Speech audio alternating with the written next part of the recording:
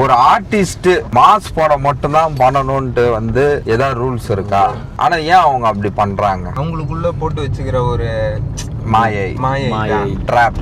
இததான் நம்ம பண்ணணும், இதை பண்ணா மட்டும்தான் மக்கள் பாப்பாங்க மாதிரி அவனுங்களே யோசிச்சானுங்க. ஒரு 100 பேர் சேர்ந்து அதை சொல்லவே அவங்க அதை நம்ப ஆரம்பிச்சிடுறாங்க.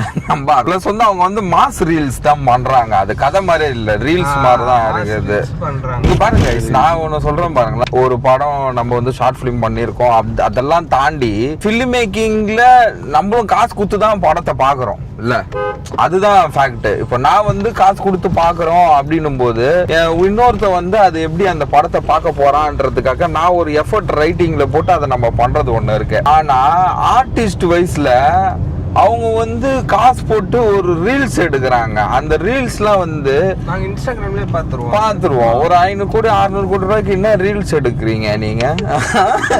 என்னடா நீ ரீல்ஸ் எடுத்தீங்கன்னா தெரியல யாரு உங்களை யாருன்னா கஷ்டப்படுத்தினா நீங்க அவங்கள திரும்ப கஷ்டப்படுத்தாதீங்க. அப்படியா? அவங்க போக்கே விட்டு